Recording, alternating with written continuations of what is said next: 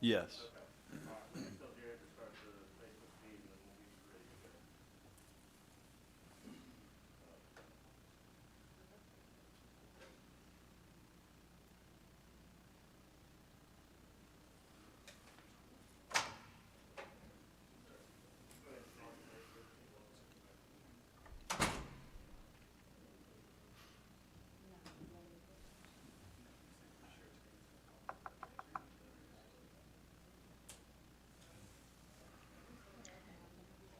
Hello.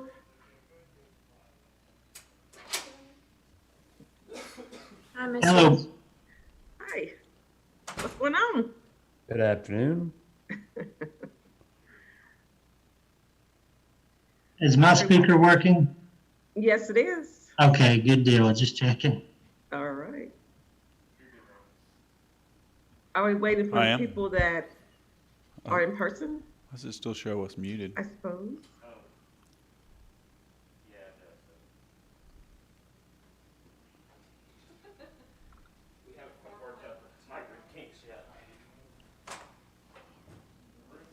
I believe the silence means yes. I took it as that.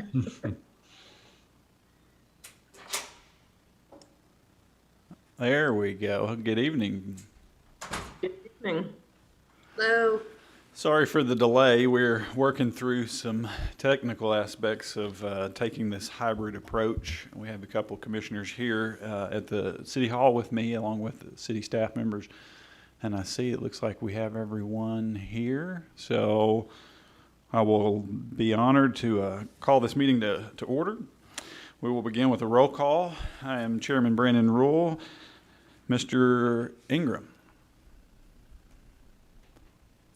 Hey, I'm here. Good evening. Ms. Tucker. I'm here. Hello there. Ms. Fincher.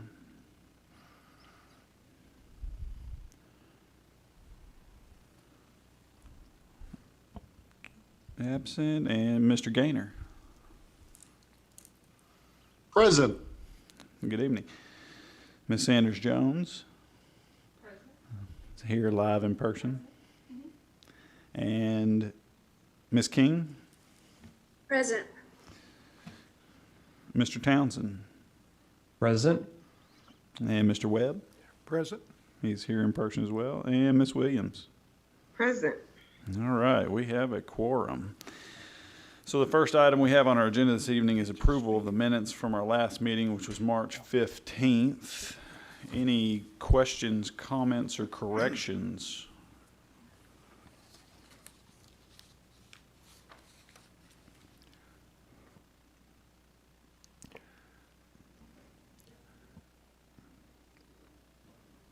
Seeing that there is none, I'll entertain a motion to approve these minutes if you all like them.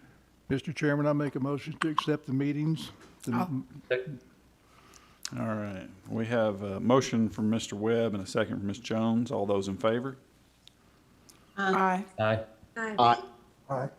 Any opposed? All right, motion passes unanimously.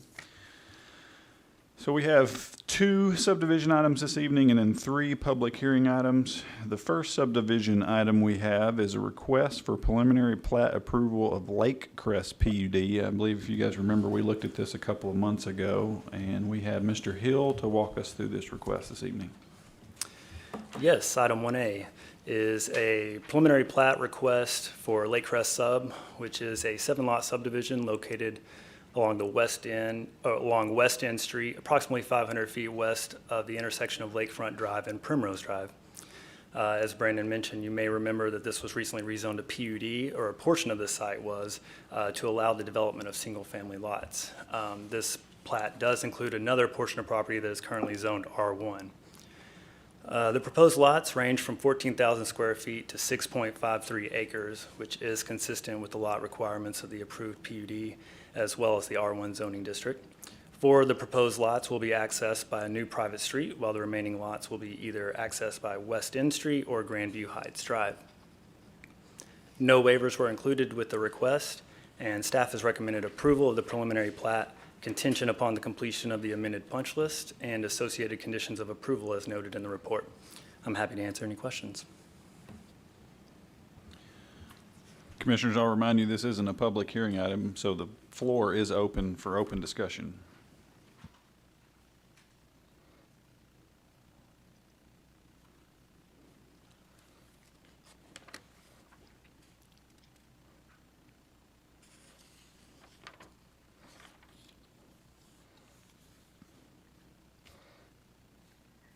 If nobody has anything to say about it, I'll make a motion to approve with the punch list. I second. Very good. We have a motion from Ann and a second from Mr. Webb. Any further discussion necessary? All right. All those in favor, please say aye. Aye. Aye. Any opposed? Any abstentions? Motion passes unanimously. We'll move into our second subdivision item this evening. We have a request for a preliminary plat approval known as the Woods Subdivision. And Mr. Hill. Yes, item 1B is a request for preliminary plat approval of a 17-lot subdivision. It's located on the north side of Friendship Road, west of the intersection of Friendship Road and Highway 25. The property is currently unzoned as it is located outside of the city limits. However, the applicant has indicated plans for annexation in the near future. The proposed lots will range from 1 acre to 1.73 acres, which is consistent with the lot requirements for properties located outside the city limits. The subdivision will feature one access point from Friendship Road and an additional access point from Evelyn Drive, with lots being accessed by the new internal street. As noted in the report, one waiver has been included with the request for having a fire hydrant located beyond the 600-foot minimum distance that is typically required in the subdivision regulations. Staff typically defers to the fire department when making recommendations on these types of waivers, and it should be noted that the fire department has reviewed and approved this plat. With that, staff recommends approval of the preliminary plat contingent upon the completion of the amended punch list and associated conditions of approval as noted in the report. I'm happy to answer any questions. Thank you, Mr. Hill. I see we also have the applicant, Mr. Treese, on. Mr. Treese, do you have anything to add or anything additional you'd like to mention? No, thank you guys for having me tonight. I have had a chance to visit a little bit with Mr. Hill about this project, and I think everything, he did have a few comments. I have tried to address a few of those comments since the plat that you have in front of you was sent.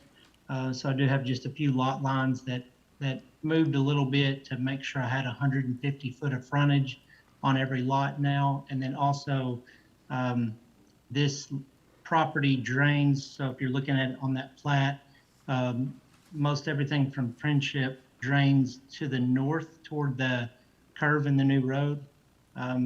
So we've added some drainage easements in between some of the lots so that everything drains to a drainage easement. It also add a planting easement on the frontage where it meets Evelyn Lane.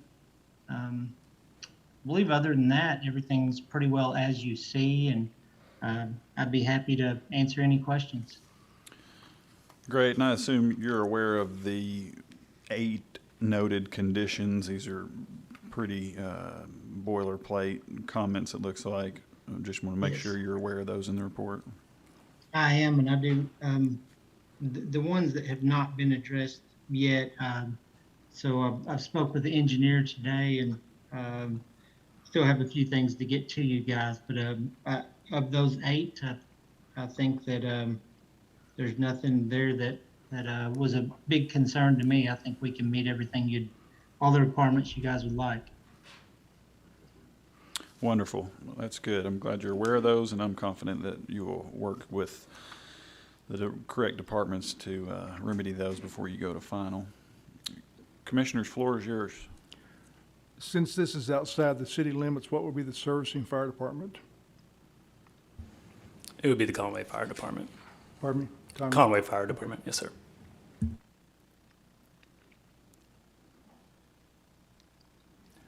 Well, based on that, based on the staff's recommendation, I'll make a recommendation to approve. I'll second. All right, we have a motion from Mr. Webb and a second from Ray. All those in favor? Aye. Aye. Any opposed? Any abstaining? Motion passes unanimously. Thank you, Mr. Treese. Good luck with your project. Thank you, guys.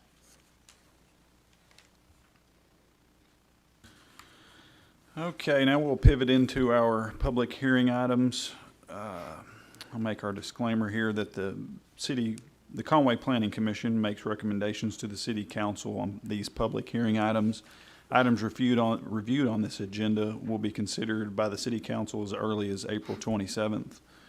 Items not approved by the planning commission this evening may be appealed to the city council within 30 days of the date of the planning commission denial, with the exception of any decisions made by the planning commission acting as the Board of Zoning Adjustment, excuse me, I can't talk tonight, of which I don't believe we have any of those tonight. So we'll jump right into item 2A, which is a request to rezone a property at 1406 Scott Street from an R2A to a C1.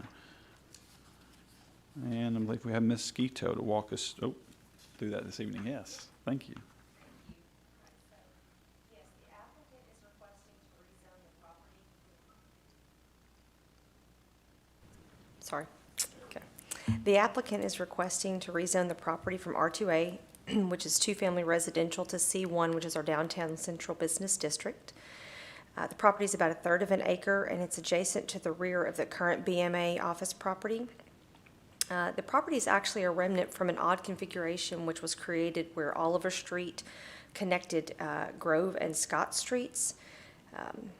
That portion of Oliver Street was actually closed in 2017, so this kind of odd triangle of property now is actually connected to the adjacent BMA property. The property is zoned for residential, the same as the properties to the west and to the south. But as you can tell, given the configuration, it's bound on 3 sides by streets. It would be very challenging to develop it. Mentioned that, let's see, the applicant has indicated that the BMA's plan is to construct a small office and storage building to house current BMA staff, so there's no increase in traffic expected. The site also is currently used for parking. Any parking that will be displaced by the new building will be relocated somewhere else on the site. The comprehensive plan indicates the property is part of a special study area within the central part of the city, allowing for refined land use considerations. And planning staff recommends approval of the request as it would allow for appropriate development and it will not negatively impact adjacent properties. No public comments were received as of 3 o'clock this afternoon, and I can answer any questions you might have, and I know we have the applicant and the representative with us. Great, thank you, Beth. Mr. Sowell, or the applicant, would you like to speak in favor of this request or have anything to add that Ms. Skeeto did not address?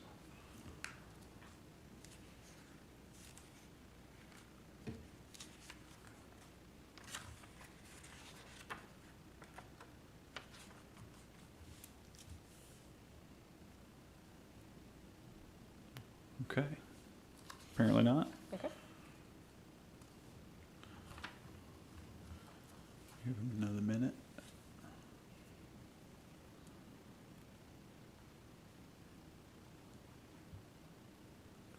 Do we have anybody else online that would like to speak in favor or in opposition of this request? This is Mike Jones. I was going to speak a minute ago. My mic was muted. So Oh, no problem, Mr. Jones. If you would, please state your name and address for the record. Okay, Mike Jones. We're at 611 Locust Street. I'm a representative of the BMA of America. I think the lady covered it, Beth covered it very well. We're actually in the process of taking part of our current building and making it a video studio to produce more religious programming, and we actually need that space to house some more offices. And like she said, there will be no increase in traffic at all. We have talked to about 6 of the property owners that are around us. We had a special call meeting, and I think we answered all of their questions. evidently none of them are on tonight to object to it, and we're thankful for that. So we just ask that you approve this so we can move forward in sharing the gospel across the world. Mr. Rule, this is Rick Sowell. Hello, Can you good hear- evening. Yes, sir. Okay, good. Yeah, we're the architect representing the owner. The intent of the owner is to do an attractive building on the back side of this. Right now, the back of the building is an unattractive pre-engineered metal building, which the neighbors are having to look at. At least the new proposed building will be a finished building constructed of brick veneer and cast stone blocks, and basically using the same materials as the opposite side of the BMA facility that faces Locust Street. And so it'll be a much nicer view from both of those streets. The owner intends to be a good neighbor.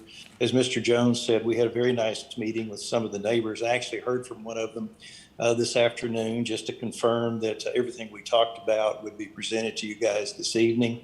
And I will add, it hasn't come up and really has no reason to, but at the request of one of the neighbors, BMA has agreed to relocate their dumpster enclosure. And so I thought that was a nice gesture on their part.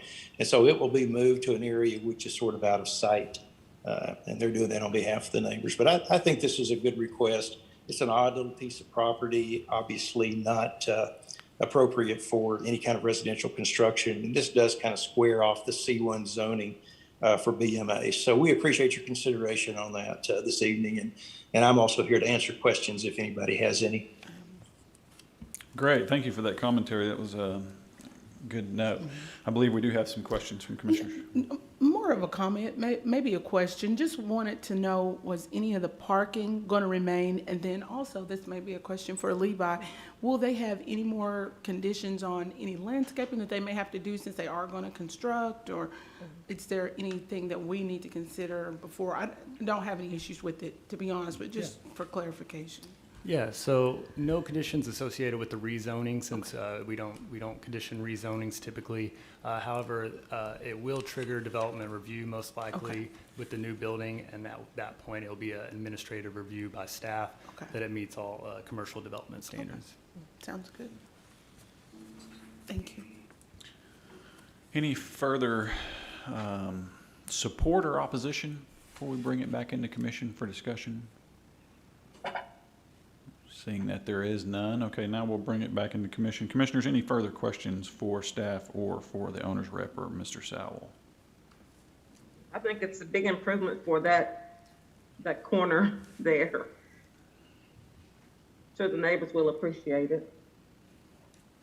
I agree. I think it's a good use of that triangular piece of property. I don't know what else you could do with it, and it makes sense for them to take it over and make good use of it. And I even like it even better now that I hear that the backside of the building is going to be decorated nicely. So, amen. Any further discussion needed?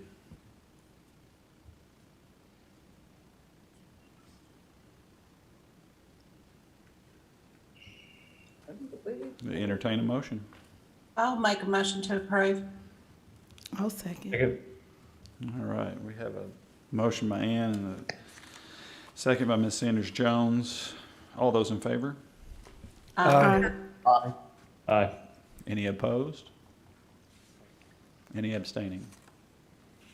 Very good. Motion passes unanimously. Mr. Jones, Mr. Sowell, good luck. Thank you very much. Thank you, sir. Yes, sir. Commissioners, we have struck item 2B from our agenda. It'll be postponed to next month. So we're moving to items 2C, request to rezone property at 1116 Gum Street from C3 to PUD. Ms. Skeeto. Yes, so the city is the applicant for this petition. They're requesting to rezone the property. It's currently commercial, and they want to rezone to PUD. The purpose is to establish the property as an overnight emergency shelter. The use of a shelter is not permitted by right in any zone, but it is allowed by conditional use permit in the C3 zone. However, with a rezoning to PUD, the conditional use permit would not be required. The rezoning would allow to specify a range of uses which are related to the shelter. as well as we would also condition it as we would with a conditional use permit to mitigate any potential impacts to adjacent properties. It's difficult to estimate the traffic impact for a use such as this, though it's anticipated that the traffic increase would be very minimal. The comprehensive plan does indicate that the property is appropriate for commercial, and while the site is in close proximity to lots of commercial and multifamily uses, it is in kind of a lower traffic area tucked behind a shopping center there. We did hold a public information meeting for this PUD rezoning on April 1st. We had 4 members of the public that participated, all in favor of the project at that time. The applicant plans to rehab the existing building plus construct an addition. The project, it's actually already been through the development review process, pending the rezoning, the outcome of this application. Staff does recommend approval of the rezoning request with the 6 suggested conditions noted in your report. The proposed PUD is consistent with the comprehensive plan, and as it's conditioned, it would allow for appropriate use of the property. As of 3 o'clock today, no public comments had been received. I'm answering any questions you might have, and again, I know we have city staff on hand to answer questions. Thank you. Yeah. I'm glad to see the city taking on this touchy topic that we've been addressing for quite some time now.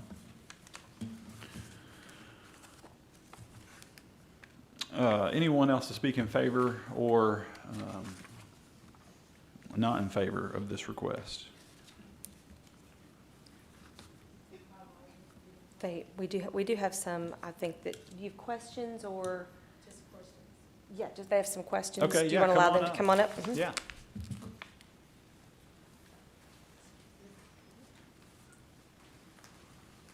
Please state your name and address.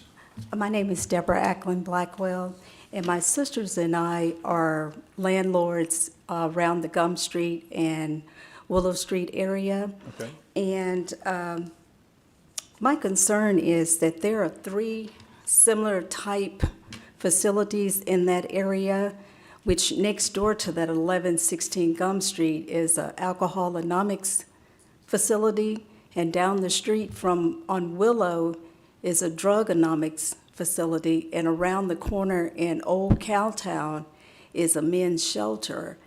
And my concern is putting another type facility in that area.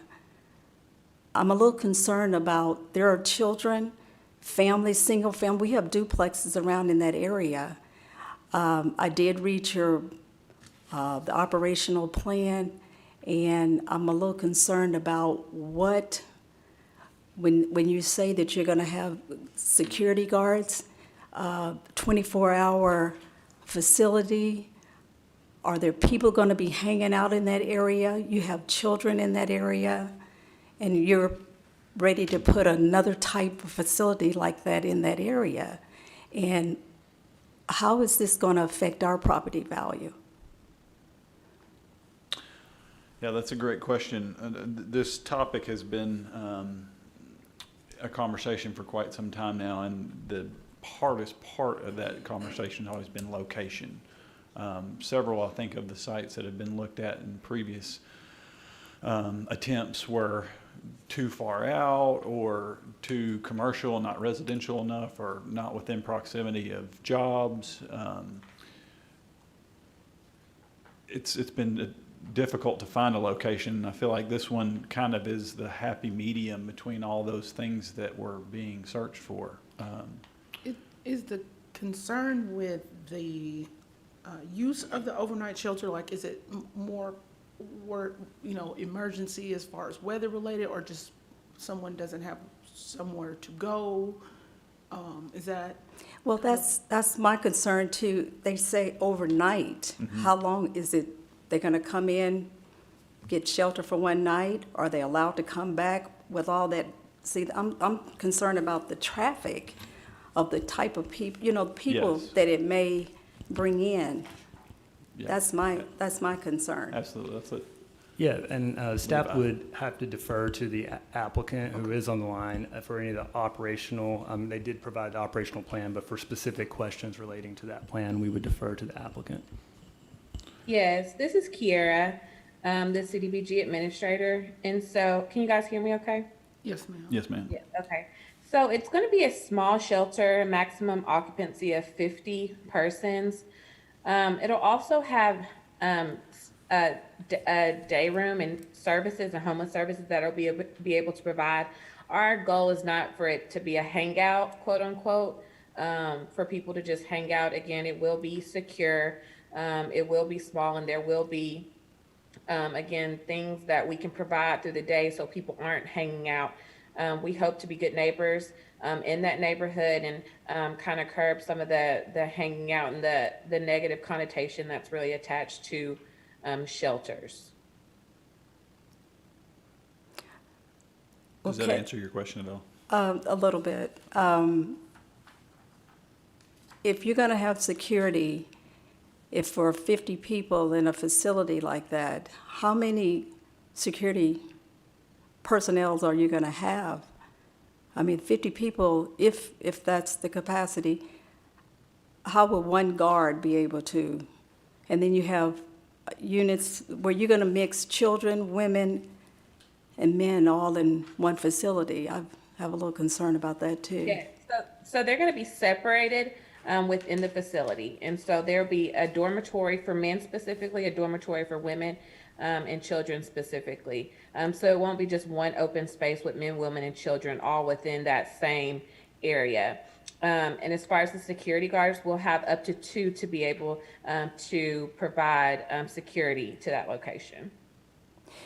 You're also going to have a day research center.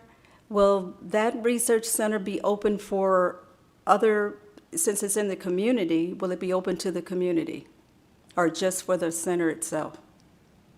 The Day Resource Center is open to the persons, of course, attending or staying at the shelter at that time. Again, I'm not 100% sure as to if it will be open completely to the community at this time. That's something that we would have to kind of look at. And again, how is this going to affect our property value? Since they already have several type facilities in that area. Yeah, Yeah. with most requests for rezonings, we're not really able to speculate on values of real estate, so we wouldn't be able to give an accurate assessment of that. Well, how can I find out? Because, that's going to affect me. If I want to resell my property at any time in the future, Well, with the property and the use not being active right now, it's staff's opinion that that would just be speculation at this point.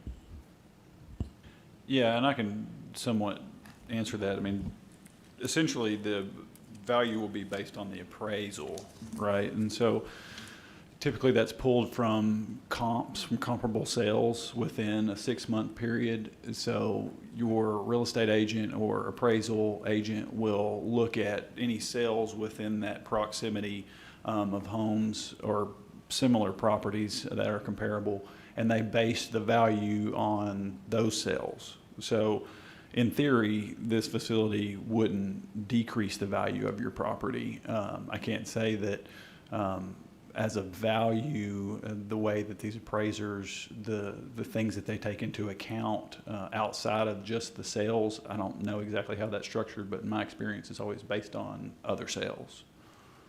So in theory, it wouldn't. okay. You also said that you're going to have medication is going to be distributed at the center. Will there be nurses, will there LPNs or people, because the medication is going to be administered, Yeah, Kiera, can you take that one? So the medication that's going to be administered are prescriptions like they would have an emergency shelter, so or any other shelter. So it'll be in a secure location, so they won't have access to it 24 hours. They won't be able to access their own medication. So when we say medication will be distributed, it will be, again, in a secure area, and whenever they need to take their medication, then that's something that we'll give them, whether it be pills or whatever. Hey, Kiera. Sorry, this is Arthur Ingram. I have a question. I would assume this to be something like what Bethlehem House does, that their case manager is in charge of kind of handling that kind of thing. So it's not just an open pharmacy. It's Absolutely. they are prescribed, they're kept under lock and key in their locked office, and at a certain time of day, whenever they need or supposed to take their medications, the case manager in charge has a key and does the actual dosing of that, not just like open pharmacy with narcotics and that kind of thing available. So it's not like, from my experience at Bethlehem House, it's not an open pharmacy there or just a dispensary. It is if you have a prescription prescribed to you, antibiotics or whatever that thing is, that you don't have to leave the property or to get that, right? The case manager will be in charge of making sure that's done. And there's also documentation that follows that from the top on down, correct? Absolutely. Okay, Yeah, thank you. It's just not open access where people can, again, use any type of drugs, narcotics. They will have a case manager that will be able to administer that medication. And also, again, like Arthur said, and I mentioned as well, it will be secure. It will be in a secure location behind lock and key. And just one more question. They also said that they were going to have, I know they're going to go through metal detectors, I guess, at the facility, and they won't be allowed to bring any guns or anything like that, but they did say that they're going to have camping knives and things like that.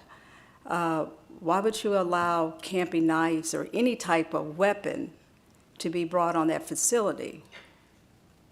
We're going to take those, so their items will also be kept as well. So they're not going to have camping knives available just sleeping in their dormitories.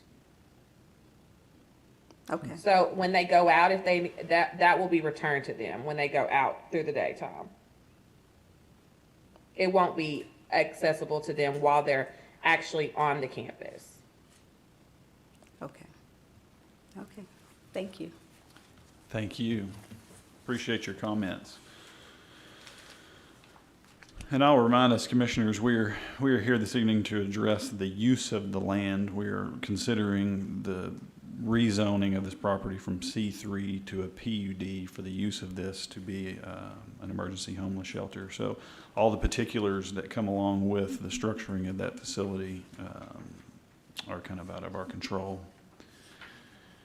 So with that, any additional support or non-support that anybody would like to address? Any further public comment? Facebook, live? I'm getting a head nod no. Okay, we will bring this back into commission for discussion. Commissioners, what say you? I just have a quick question for Kiera. I don't recall there being sidewalks from the main Highway 64 thoroughfare down back in there. Does the city have any plan to put sidewalks in there just for safety for walking? Go ahead. Hey, Laura, this is Felicia. Yeah. At this time, we do not, but we hope to look at that with our city engineer and with planning. And in a different phase, we plan to go through and look at sidewalks for that entire area. Awesome, thank you. Great question, Ms. King. It's a lot like other areas in the city that are in need of that infrastructure. It typically takes a little bit of public and private development to create the revenue and the funds in order to accomplish that. So hopefully this project will help spur some of that infrastructure improvements. Question for the city. What was the deciding factor for this location?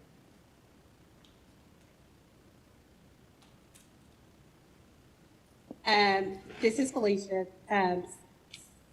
So when Mayor Castleberry first was elected, we had a lot of interest in a homeless shelter being placed within the city of Conway. This location was actually looked at by a different nonprofit who thought this would be a good location. They brought that to the city. And since that time, we've just kind of moved on with that plan. They moved on to a different plan, but we kind of stayed at a smaller shelter. That way it would be a little bit easier to run for someone if it was a new entity like the city or a new nonprofit that was running an emergency shelter. So this was in the works before the city became a part of it. And once the city, they brought that idea to the city, we thought it was a great idea to provide some sort of homeless shelter within the city of Conway. Mm-hmm. I'm talking about location. So the city would have had to purchase that from the nonprofit that owned it? We actually. Was this the only location that was selected or looked at? Different locations have been looked at, locations in downtown, locations a little bit farther out had been looked at as well. I just think that finding something that was, had a little bit more walkability, that was close to resources, in an area that they were already familiar with, that central location area was key for the nonprofit. And I think that also was just key for the city as well, not having it too far out to where they could not get to the location.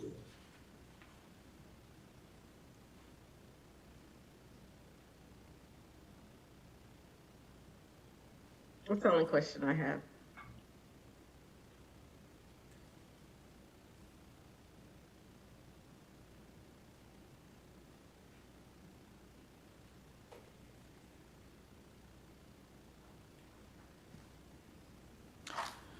There's no further questions or commentary. I'd love to entertain a motion. Well, I have some commentary, I suppose. I don't, I know that other places have been looked at and had been, much opposition had been against it, but it ends up in a majority minority area that is low income, and it just adds to like the degradation of that area. If it was going to improve that area, I would be for it 100%. I don't see this as an improvement for that area. And that's just my 2 cents.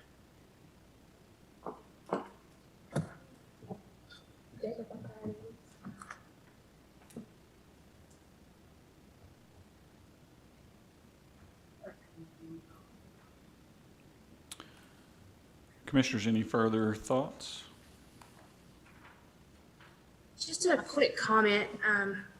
I know I've worked with different nonprofits over the years, and it seems like there's no place that's ever a good place for a homeless shelter. But I do know that we have to start somewhere. I know it's always like not in my backyard, but we have to start in some backyard. And I hate that. I do hate that it's in a minority-owned area, but I also don't know where else to start. And I know that the city has worked very hard in trying to find a location that would also be beneficial to our homeless neighbors to be able to access jobs and resources. And so I'm excited that the city has put this much effort and time and resources into helping all of our citizens. Thank you, Laura. Well, that's to be debated, but I see where you come. I see the need for a homeless shelter, but I just don't see. I don't like it being there. It's not my backyard. I'm thinking about the neighborhood as a whole.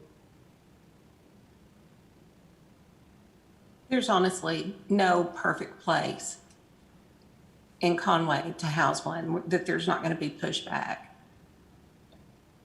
So I'll make a motion to approve. I think it's an appropriate use. Second. So we have a motion on the floor for Ms. Tucker and a second for Mr. Townsend. All those in favor, please say aye. Aye. Aye. Aye. Those opposed? Nay. And any abstentions? Abstain.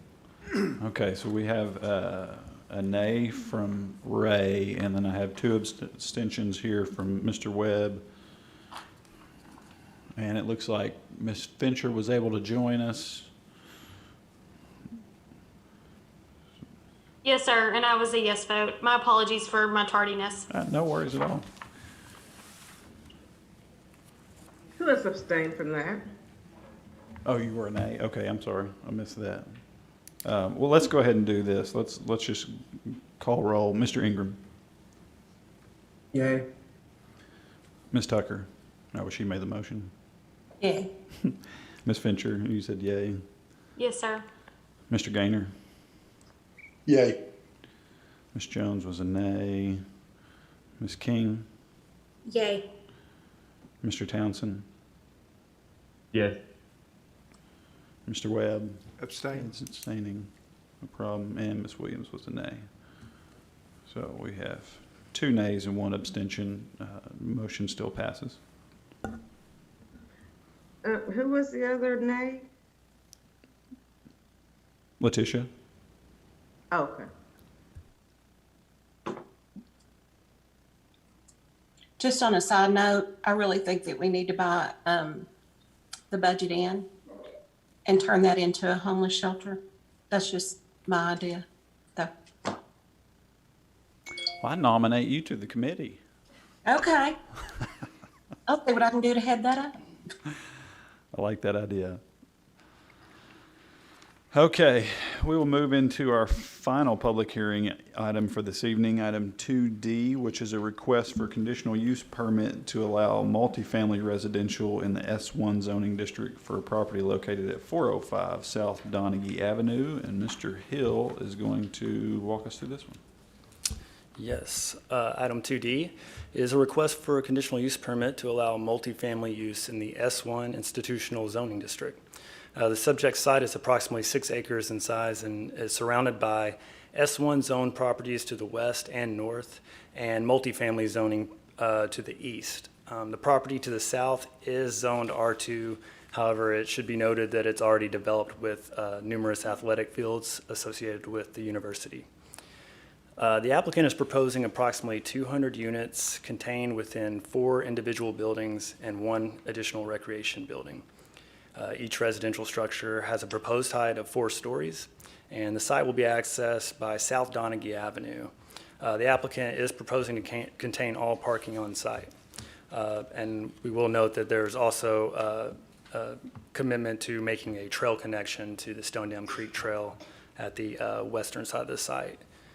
With the development of 200 units, the projected traffic impact is expected to be moderate given that the site is currently undeveloped. The expected increase in daily average trips is approximately 1,088 trips per typical weekday. However, given the proximity to the campus, staff expects that impact to be less significant than that. As mentioned, the project site is adjacent to the UCA campus, which continues to place pressure on the housing need within the immediate area. And it can be expected that the development of more residential units in such proximity to campus would provide additional housing options for students. With that, staff has recommended approval of the conditional use permit with the conditions as noted in the report, and I'm happy to answer any questions.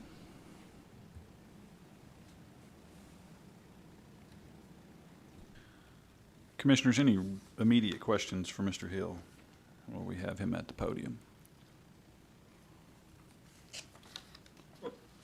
I didn't get this until today. So. Is that right there by, okay, so you got Sesame Street. Is it right there by the old ATM? That's right, just to the south of that. Okay, gotcha. It's a very small sliver of green space. It has an existing home on it, and then it's bordered to the south by the recreational fields. Yes, okay. It'll mainly be student housing probably. That's right. Would we like to entertain any additional support from our applicant? Do we have anyone online to speak in favor of this request?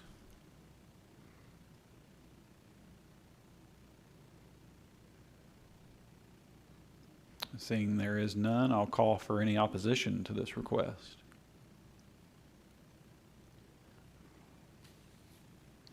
Okay. Let's bring it back in for discussion. I have walked this property. It's been a couple of years, but it's some beautiful mature trees on it. I'm surprised that UCA did not purchase this piece of property. So it's interesting to see an outside developer, looks like, coming in to develop the property. Very interesting. I agree that the student housing makes sense there. You know, if UCA didn't take it, I don't know what other use it would be beneficial for. I have a quick question. In the report, and this may be a question for Levi, mentioned that there was going to be an extra like 1,088 estimated vehicles in that area coming in and out possibly a day. I know there's some UCA parking lots down past that and students walking to the campus. Are there any like perceived safety issues for that? Not anything out of the ordinary. Like I said, that is the projected impact, which is kind of just calculated based on number of units and average of vehicle trips with surveys done across the country. With that proximity to the school, we actually anticipate that a lot of those trips probably won't be happening, given that they'll just be walking or biking to campus, most of these residents. With that being said, I mean, you'll have typical pedestrian stop control at the entrance and exit of this property. And then also there'll be internal sidewalks throughout the development. So probably not very many pedestrian circulation in the actual drive aisles through this property. So do you know yet if that'll be one singular ingress egress? That's what it's looking like, which is kind of driving that cap at 200 units. Gotcha. That's what the fire access requires. So anything beyond that, they would be required a second entrance point. They have talked about trying to possibly secure something over there at Reynolds Hall, maybe a secondary point, but they still have to discuss that with the school. They did commit, like I said, to making a trail connection on that end. But as far as a full-blown vehicular access point, they're still working on that, so. Yeah, because that would be, well,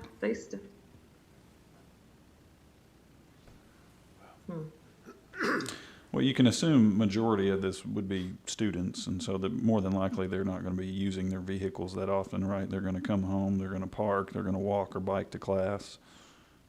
Mm-hmm.